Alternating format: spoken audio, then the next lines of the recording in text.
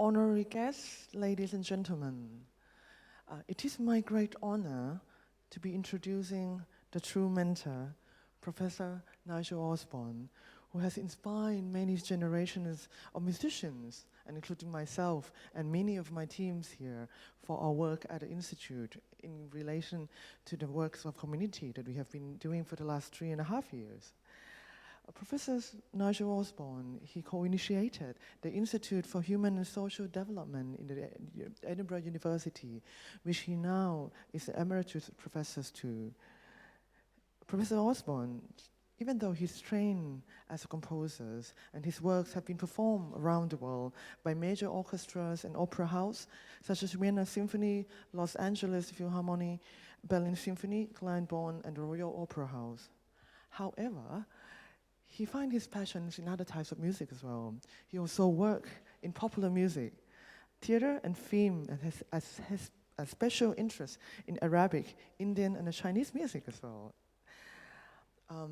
Through many of his work, he was awarded both the Queen's Prize and the Music Industry Prize for Innovation in Education, and was recently made Honourable Fellow of the Educational Institute of Scotland, which he is now still very actively involved in the education revolutions there, I would say.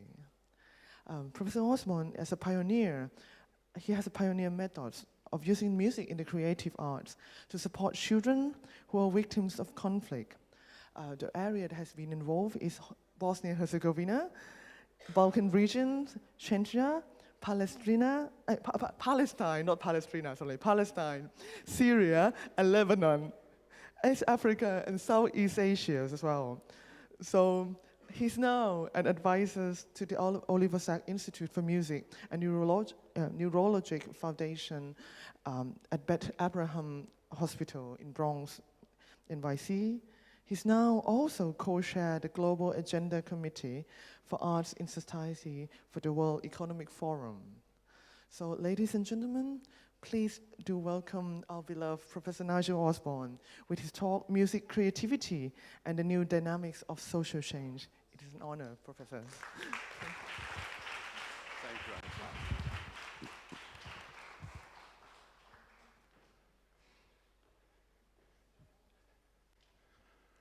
Honourable Minister, Madam President, distinguished guests, colleagues, friends, it's wonderful to be here. It's absolutely wonderful to be here. Arriving on the plane, I suddenly realized what I was doing. I was arriving in Thailand, a place that has so many beautiful memories for me, and only beautiful memories, nothing else.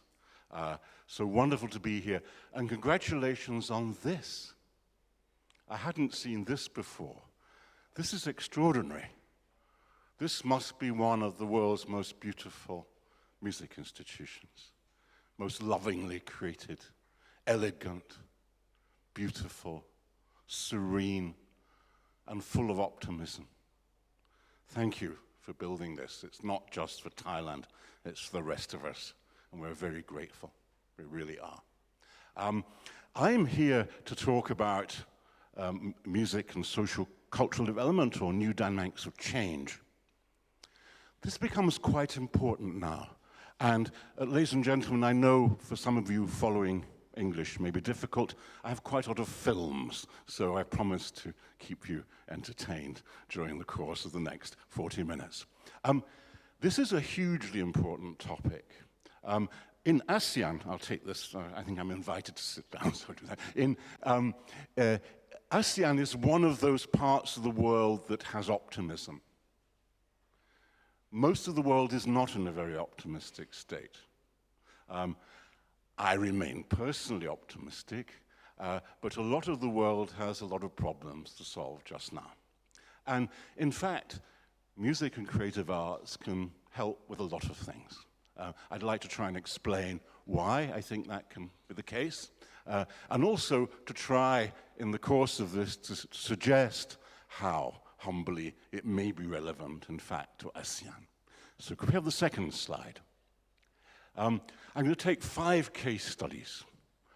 The first from Bosnia-Herzegovina in Europe, the second from North Uganda, the third from South India, the fourth from ASEAN, from Malaysia, and the fifth from Syria and Lebanon, all with different aspects of the power of music and art to affect social change. And I should say, with all respect to the politicians and economists of Thailand and ASEAN, who are delivering our most optimistic sector of the globe at the moment, politics and economics in the world as a whole are in a pretty terrible state.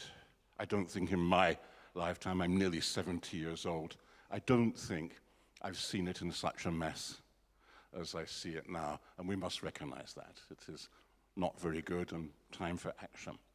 So what can we do, and what can art do? What can music do? Can I have the next slide, please?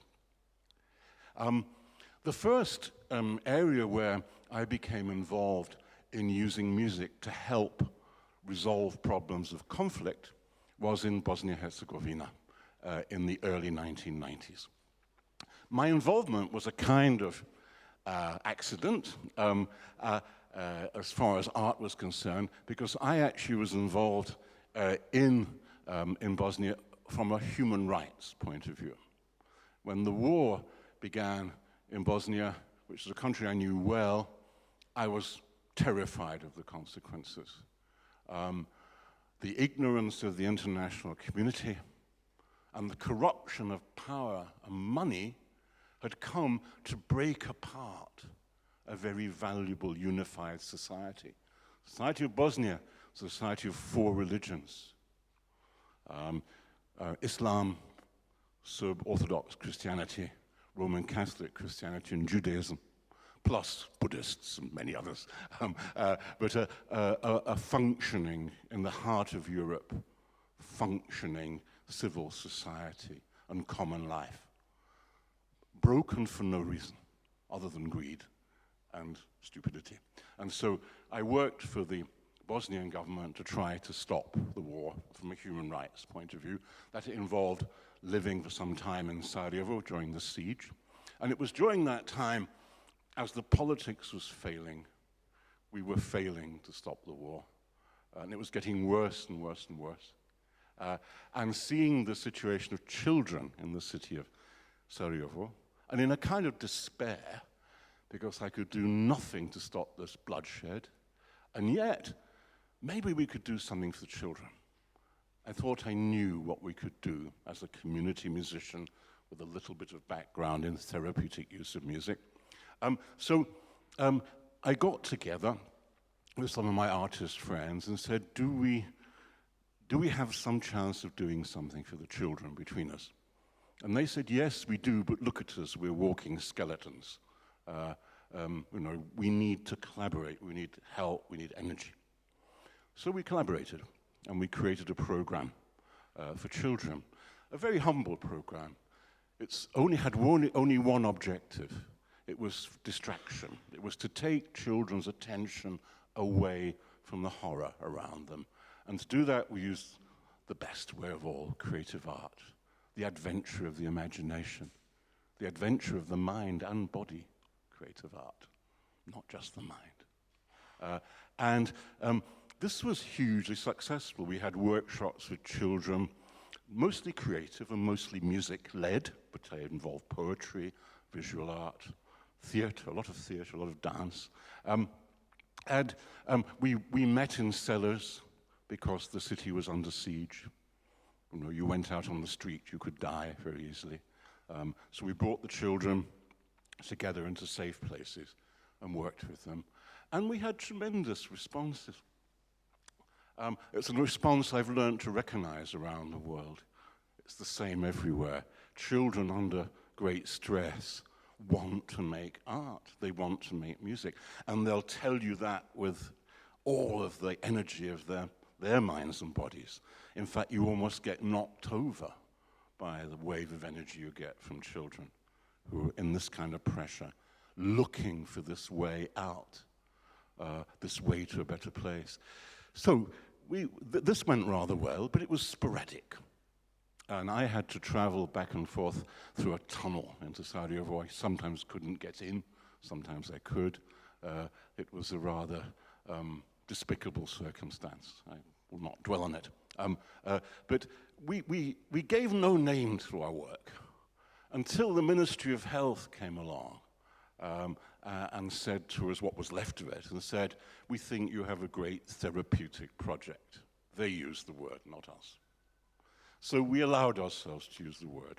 And to what extent was this therapeutic? We found out later why we were having this strong effect. Not just because of the psychological aspects of trauma, the way that children, through music and through art can find self-belief, can find relaxation, can find joy, can find partnership, but also their bodies. Traumatized children have heart rates that go faster than normal. They have endocrine systems that are dysregulated, hormones. They have breathing that is dysregulated. Their movement repertoires are dysregulated. And through music and art, we can regulate it. That's another lecture, not for today. But it's a big subject, music and the body and mind, and the way we may change. We have a big movement in the UK now in music medicine. I'm working with the National Health Service, developing various approaches. It's a new horizon opening. But that was very important to us. And then, so we seem to have lost our slide, but we'll get it back at some point. There we are. Just wait for it to come back. Oh, no, I'll carry on talking. Anyway, so in Sarajevo, this was, for me, drops in the ocean and moving populations. And I don't like tokenism very much. I prefer to do real things. And I'd always known very well the city of Mostar. Mostar, according to international data, had the most traumatized children of Bosnia. It was also divided, as the war ended, divided in two. And also, in the part that had suffered most, there were no creative arts teachers or anything like that. And so I went to the Ministry of Education as peace came and said, can I have your hours in the school? You have no teachers of creative arts, I know that. I'll fill those hours, and I'll give you your curriculum. By the way, there was an excellent curriculum devised during the war, and I'll give you something else, something that will enliven the children and help them. And so the ministry accepted, so suddenly I had a project through a whole canton. I had 5,000 children. And I trained a team of local people, of ex-soldiers, of young people who had no work, people off the street, basically, and said, and those that could sing or play an instrument, and helped them and taught them to work with children. I would never do it again. Whenever I've done it afterwards, I've been more selective. But I'm not sorry I did it. It was a big burden to carry, but it worked in the end, and it had some wonderful results. Let me give you a glimpse now of what this looked like. Here's a film from 1996, made by Australian television, about what we were doing just at the end of the war and how we were trying to get things moving. By that time, I'd gone into alliance with a charity called War Child. This is the point at which this happens. So the next slide and a double click and the film should come. Yes, and the sound starts with the first picture, so it's okay.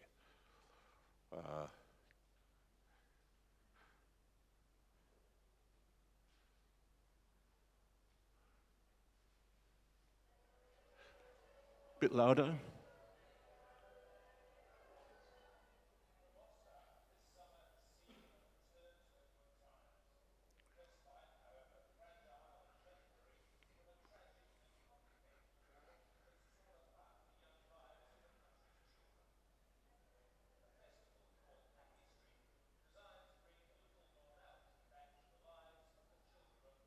Can you hear it?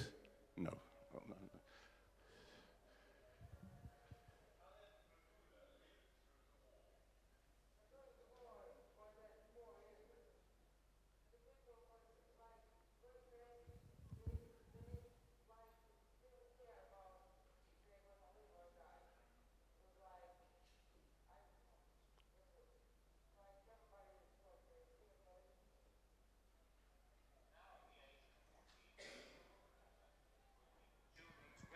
TV programs sponsored by UNICEF, which wants to help children rebuild their lives. At Happy Street, Alim meets the festival's organiser, Nigel Osborne, 20 years a ago. Scottish professor of music and professional optimist. Can you tell us, please, what are you doing here? Well, this is something that our groups with Shula Hilton Lakeland and War Child put together. Osborne is in Mostar for the charity War Child, and his plans, including the building of an international music centre, depend on continuing political harmony. Without it, the future's uncertain. Yes, it's just beginning. It's nascent. We're beginning to develop the methods, and the idea is that in the new music centre in Mostar, we will get an international centre to develop that, not to sort of patronisingly to attempt to be curing Bosnians. It's not that. It's to use perhaps some of the negative experiences here for something positive for the future. Dobar dan, djeco! At the centre of Osborne's work are Bosnia's schools, like this one in Dresnica. None of these kids had ever seen a puppet show before. Dresnica, where they live, is isolated in the hills further up the Neretva Valley from Mostar. To nije dovoljno. Nažalost, moje dijete, to nije dovoljno. War Child music teachers come up here weekly as part of the new post-war school curriculum. The puppets are a bit of a bonus. Doviđenja, hi, doviđenja. Nigel Osborne sees the programme as part of reconstructing young minds that war has scarred. I think an enormous amount of pain and suffering. Dresnica had suffered from the Yugoslav army at the beginning of the war coming through, and then when the incredibly unfortunate Croat-Muslim war, or Croat-Bosniak war, began, this place got hammered from the Croatian side very, very heavily. Though he's a distinguished composer and professor of music now, it's not hard to see that at one stage of his life, Nigel Osborne was a primary school teacher.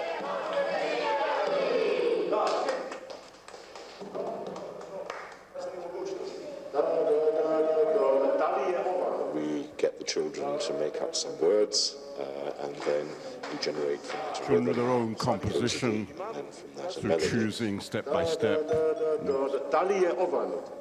What was funny today was that they immediately made up their own melodies spontaneously.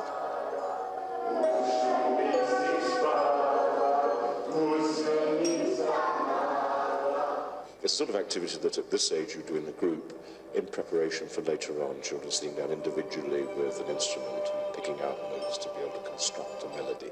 But by doing it in a group, you can show them how easy it is and how it's just a case of trying things out until you're satisfied. It's all part of a network of projects threatened by the political breakdown in Mostar, a breakdown in which the certainties of the old are threatening the future of the young. The kids are extraordinary. I mean, the maturity of children, the depth of their thinking. I mean, it seems to me to be up to us to find some way of helping them to direct that knowledge, energy, and thought. I mean, there's something extraordinary about them. And of course, that could go totally wrong. It's like one of the situations in life where one has something extraordinary, and either it can be turned to something strong and good, but if it's not, of course, that energy will go to hell and shoot off in all kinds of directions that would be quite damaging. So it's our job.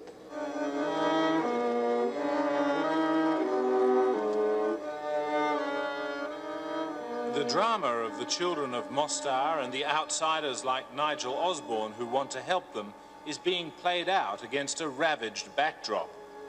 At different stages of the war, Serbs from the heights on one side and Croats from the hills on the other poured artillery fire down into this valley town.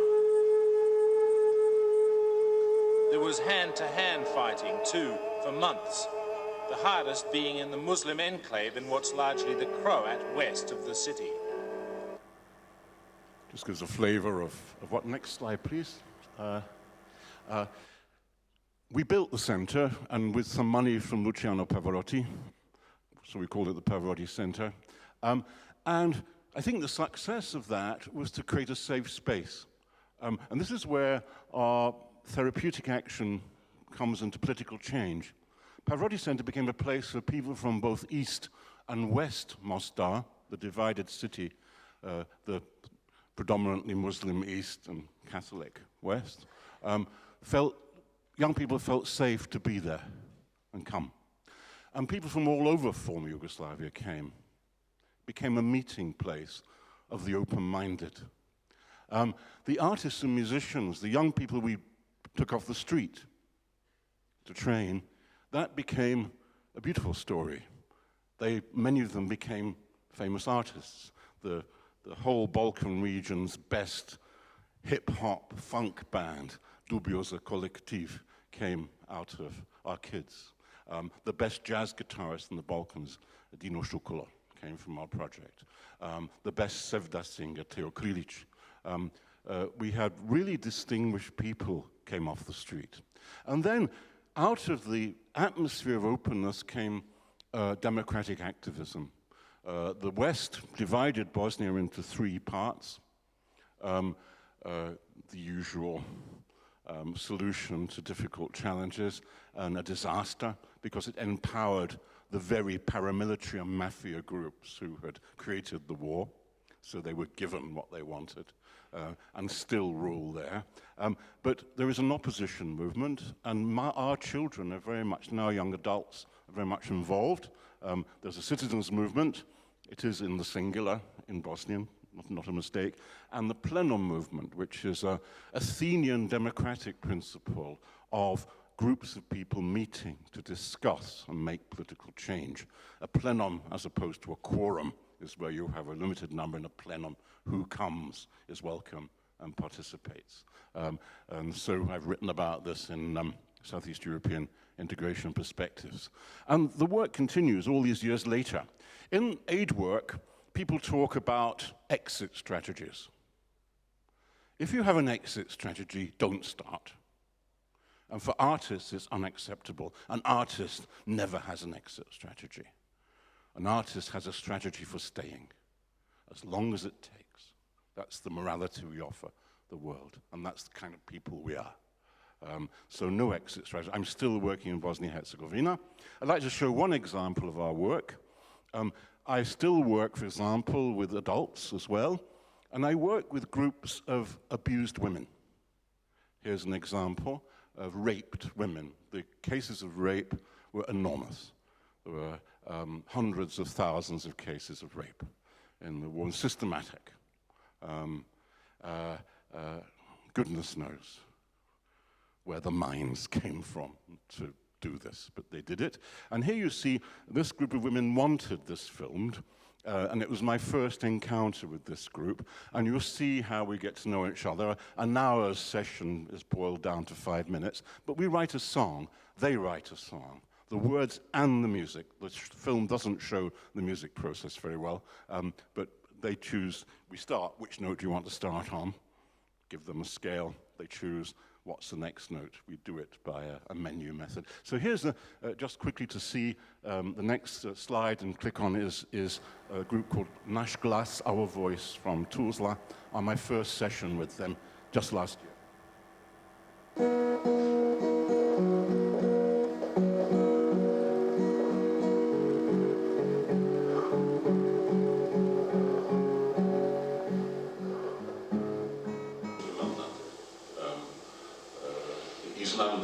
Za neki ljudi to može biti teško. Kad čovjek padne u rupu, u nešto loše, teško je da slušati optimizam. Ja znam koliko teško je da slušati ove riječi. Znam to.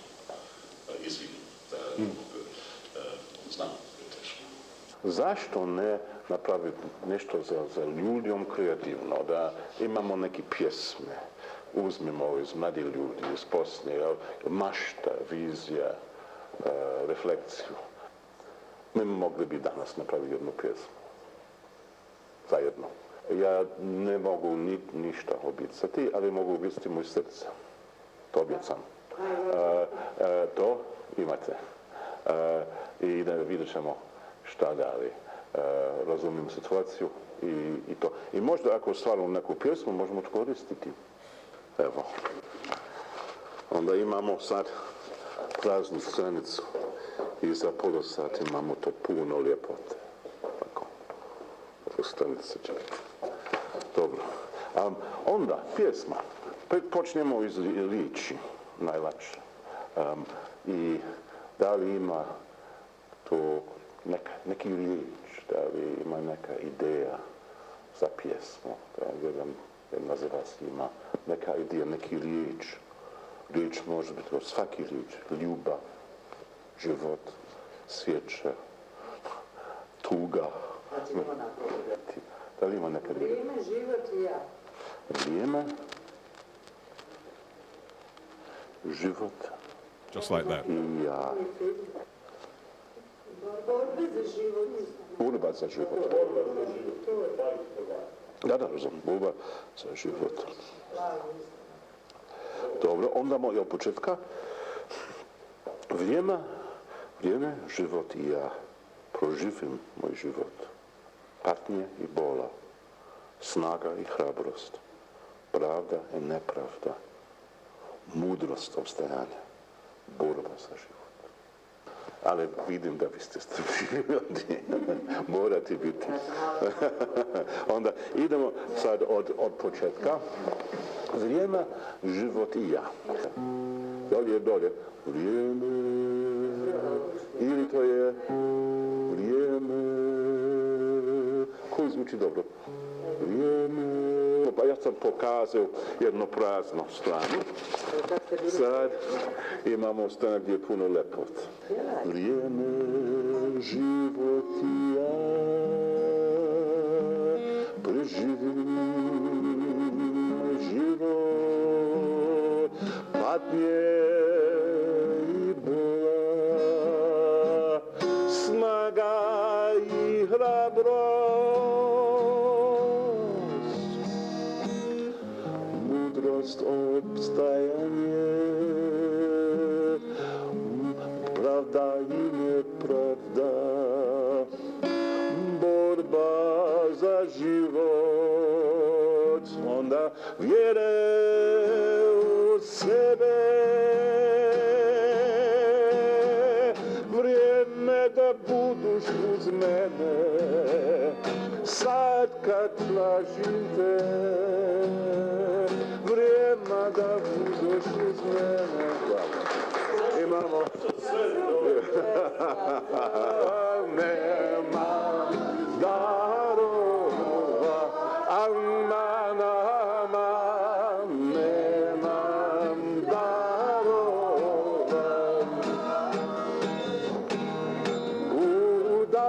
Udaram stara.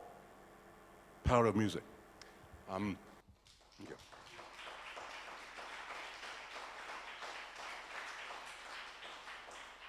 So I told the women we'd try and use the song to give their message, and an opportunity came.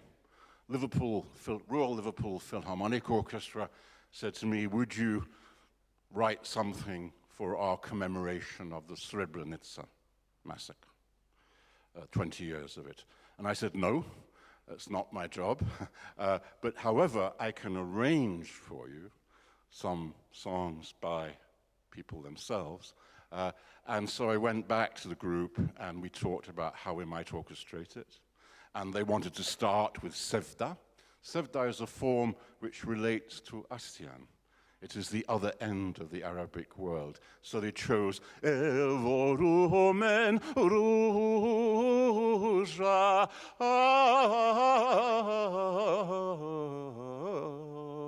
Makam Hijaz. Just the same as arrives in the west of Malaysia and Sumatra. And so that begins with that. And then what they chose is it began as a rock ballad, and it ended up as a kind of almost Stravinskyan orchestral thing is what they wanted. So that's what I did, and so we can play that. This is Royal Liverpool Philharmonic soloist Annelies Kirchen, now broadcast to hundreds of thousands of people. The message of our voice.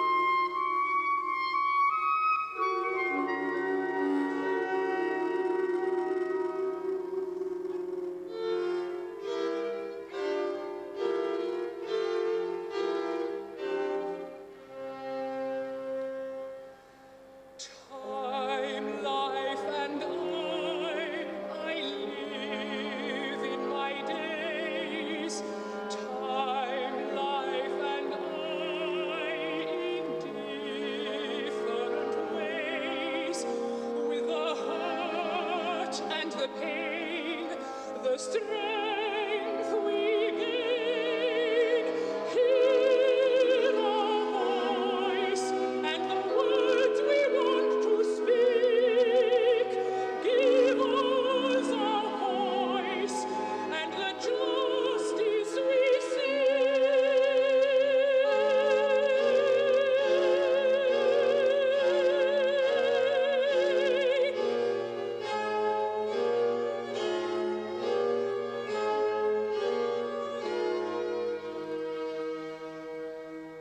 The wisdom of persistence, the struggle for our lives, the wisdom of resistance, the truth, not the lies. The time has come for justice to be done. This is the hour to trust in the power of the voice of a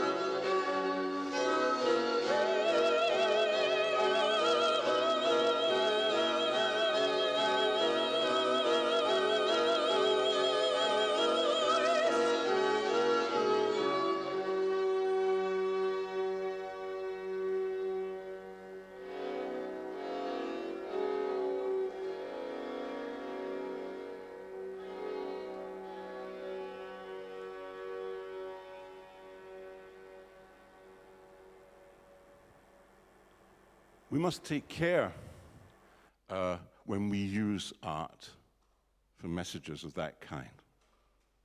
We mustn't exploit in the wrong way the intimate line that music offers to people and occupy it in some imperialistic way. However, if we judge well, and in this case, I'd never had a single complaint about this. People very happy to hear it and listen to it and take in the message. So, the message of the women, their voice is heard in art. Art is a very, very important way of communicating these things. Let's move on. Next slide. I'm going to start moving more quickly. I'm very conscious of my time. An example of work in North Uganda, working with a group, a local NGO, called Art for Community Development. You'd imagine from the name that this was dreamt up in some rich capital city by around a kitchen table of privileged people. No, Art for Community Development was created by boy soldiers who'd escaped from the army. One of them led this particular group by Peter Oloya, a wonderful sculptor, who said, "Art saved my life." He was taken by Joseph Kony into the forests in Congo, made to do horrible things, but escaped and got his humanity back through art, and then wanted to help other people back. So that's Peter, because his own strengths are in visual art, invited me to work with the musical work. There's nothing I can teach Ugandans about music. Let's make this absolutely clear. But what I can do is say, that works, and don't be afraid, and keep going, things like that you can say that are useful. So I'm just giving a little clip in a moment. What I did was a little collaboration with work in Scotland, with one of the camps, Ioma, not Aroma, that's a misspelling, Ioma camp, where we had a lot of ex-boy soldiers and displaced persons. That's an ex-boy soldier.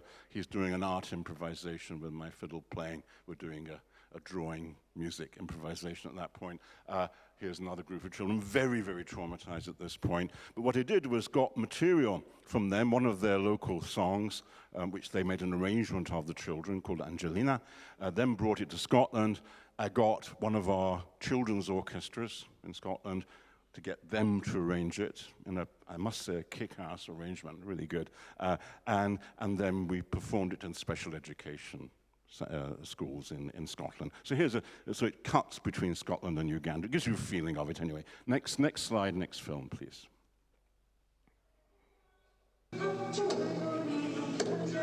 Angelina Way, look at Angelina. Kopchuwango Nino, how pretty she is.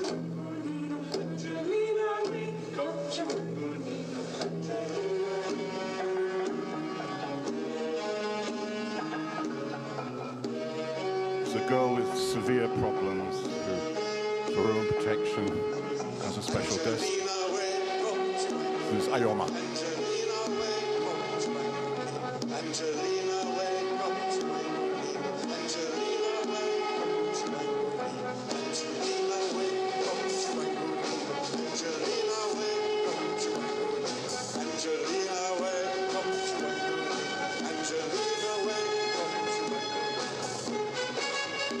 School orchestra playing. Pretty good.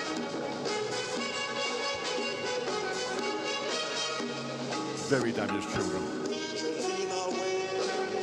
This man's called Robert Mugabe, playing the undigidi.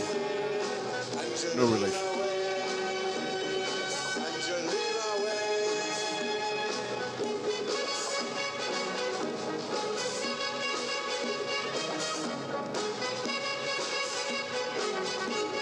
We got these children eventually.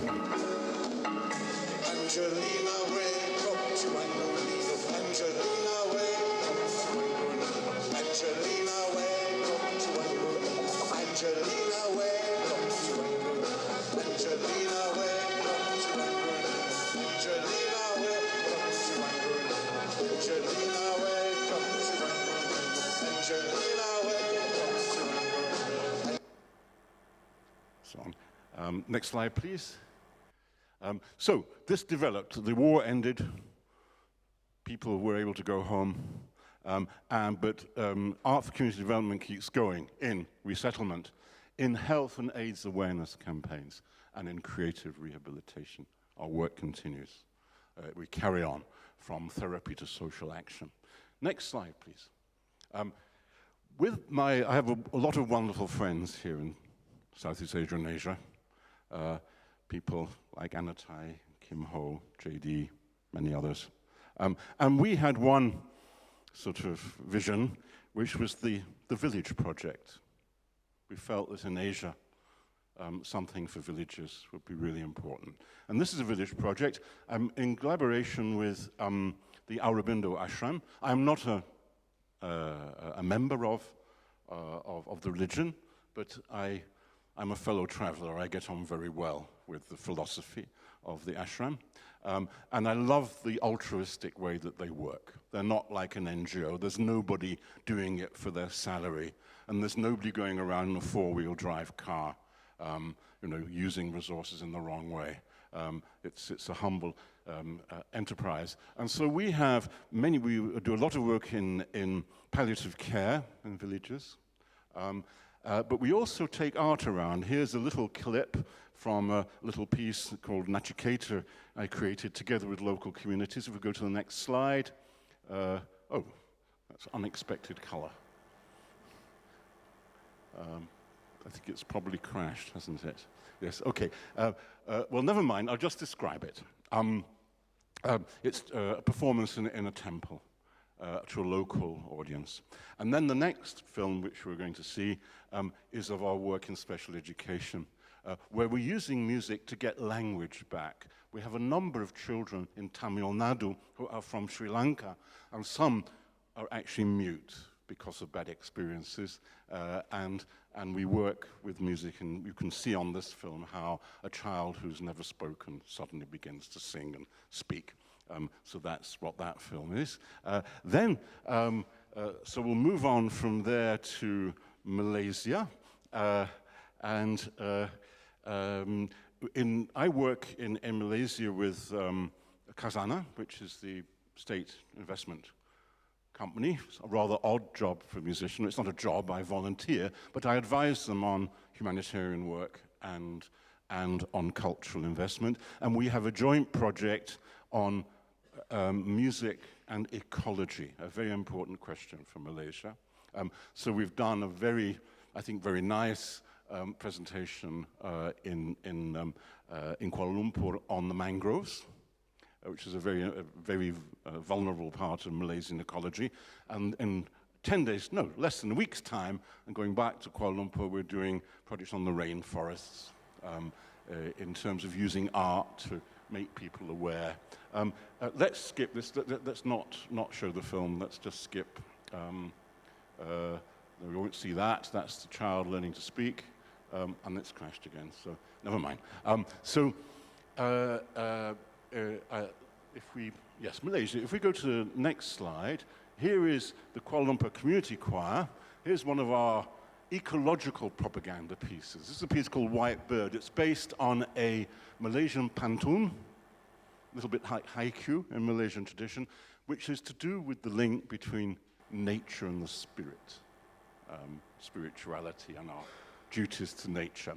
And I worked this up with the Kuala Lumpur Community Choir. So maybe we can hear this White Bird. This is a joint composition in kind of Malay, Western Malay style.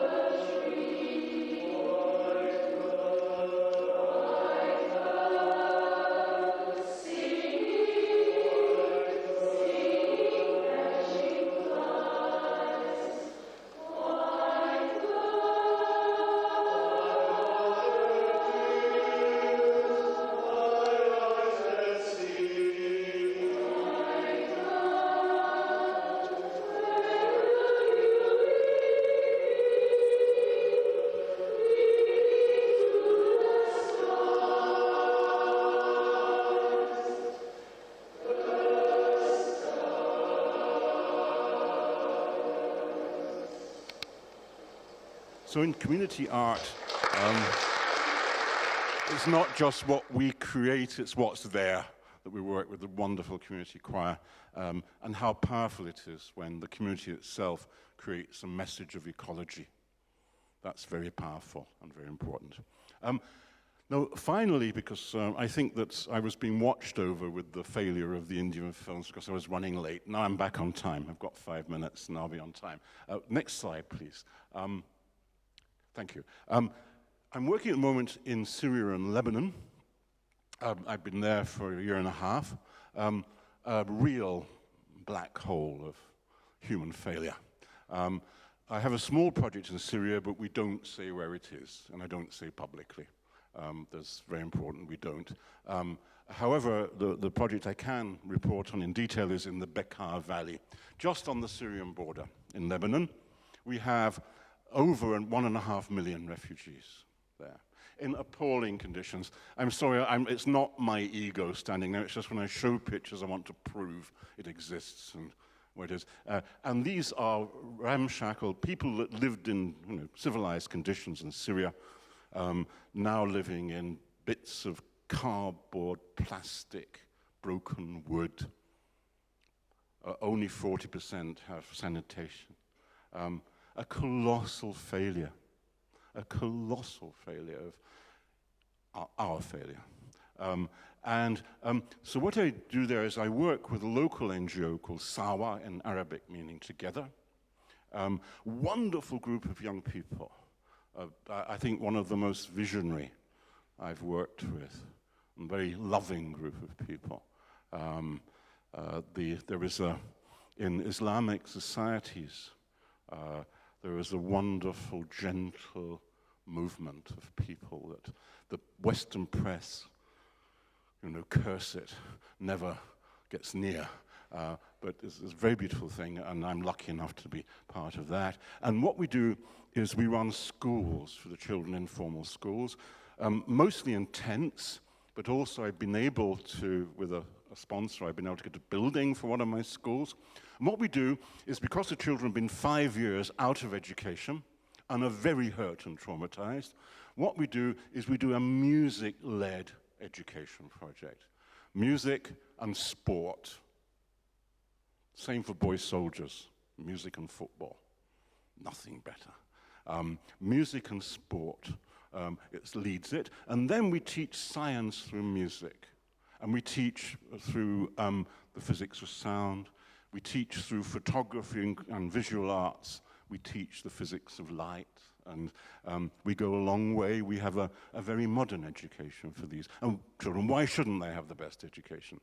It's somewhat in advance of what we have in Western Europe, what we're offering them, in terms of and they lap it up. And of course, the therapeutic aspects are clear. I'd like to show you, therefore, a little film of one of our performances just in the beginning of this year in the Bekaa Valley. You'll see we've made a strange mixture. I mean, new things are happening. Our sport has turned into something I've never seen before, which is something between sport, physical theatre, performance art, acrobatics. And extraordinary things have happened that the children have invented themselves.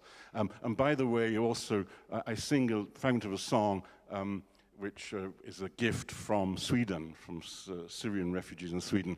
Mist was present when we did our performance, and I made a promise to the refugees I would sing this song for the refugees in Syria, and so I did. So it's a little brief BBC report. Next one. We're nearly there. A rare moment of play for Syrian refugees. They didn't learn their new skills in school, but intense in Lebanon's Bekaa Valley. Passionate, harmonic, and enthusiastic. They sing songs from home. And traditional storytelling. Riyad Qana'a comes from Aleppo. He worked with the children to get their rhythm right. We are able to breathe through music, express ourselves through singing. We focus on joy and singing and get away from the grief. This helps their psychology a lot in controlling themselves, making them more organized and less angry. The war seems far away from this theater. There's an amazing energy here, a great sense of hope. It's not just about the music, it's bringing the music of home to the refugee camps. These children are singing Syria, are singing their own culture and traditions. The UN says there are now nearly 2 million Syrian children not in school. Sawa for Development organization started this program for the lost generation of Syria's children. In 2011, if you ask the child where they're from, they tell you we are from Hama or Homs or Damascus. In 2013 and 2014, they tell you we are from this camp or from this camp. So through this project, we're actually aiming to show them, to teach them what is Hama, what is Homs, what is Halab. The group worked with British composer Nigel Osborne. He used music as an education tool in other conflict zones like Bosnia and Palestinian territories. Working with creative arts is a great way of helping children who have been in conflict. Not just their minds, but their bodies. Conflict does terrible things to children's bodies, to the way they move, the way they breathe, the way the chemistry of their bodies works. And we find that music and art is a great way of helping to regulate that. Here he sings words written by Syrian refugees in Sweden, a message of love and hope sent from Europe. Isra comes from Homs. She tells me she would go back to Syria now if she can.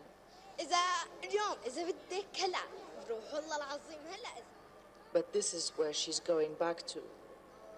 This has been her home for the last 3 years. For now, her dream of performing in Syria seems very far away. Lina Sinjab, BBC News, Beqa Valley in Lebanon. Thank you. Next slide, please. Yeah, and to end with, interesting thing has happened. The international aid effort has failed totally in the Beqa Valley. It's a disaster. And so we are using our creative arts intervention to lead other interventions. We're already mending tents. The Malaysian government gave me $250,000, and thank you. And I promise you it was well spent, and we mended hundreds of tents for the winter. And it's interesting, it comes from ASEAN, the support. We are on nutrition, we're beginning to grow crops. From musicians, we're beginning to grow crops. We're looking after healthcare. A new form of intervention based on creative arts is developing. Why does it work? Because people trust us, and because we're connected locally. We're with local people. We are not some distant flying from the moon in flak jackets and helmets to rescue people. We're with local people. We're normal. We wear jackets, ties, and sometimes wear ties. We're part of them, and it works. And there's no corruption, because we know everybody, and they won't let us down. There's very little corruption among Syrian civil society anyway. It's very straight. So a massive responsibility comes, and therefore coming back to the beginning, I'm ending now, I will be on time. Congratulations on this institute, but there is now a duty for art in the world, a restorative duty. And it's a big burden to put on young people. I don't expect our young people to take this on board yet, but if we can be giving them, as I believe Anatine, the staff, and the president's staff are doing, give them some start in the skills that are required, and awareness, that's enough. Then a little bit later they'll be ready to do it. So that will be the message for social cultural development in ASEAN. I have no right to talk about ASEAN, but this wealth, please use the wealth that you have of young people and talent. Please use it for the better of the world. Thank you very much.